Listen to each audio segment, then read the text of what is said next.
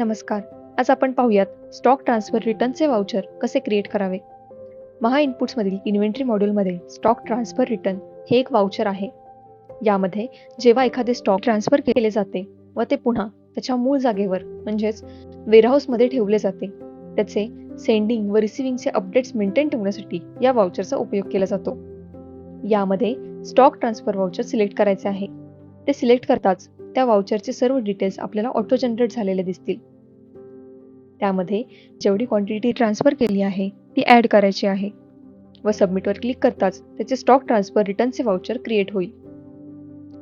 व त्यानंतर stock transfer return समोरील लिस्टवर क्लिक करताच आपण क्रिएट केलेले वाउचर आपल्याला दिसतील व त्यासमोरील व्ह्यूवर क्लिक करताच त्याच्या सर्व डिटेल्स आपल्याला दिसतील व त्याखालील प्रिंटवर क्लिक करताच ते PDF च्या स्वरूपात डाउनलोडही करता येतील.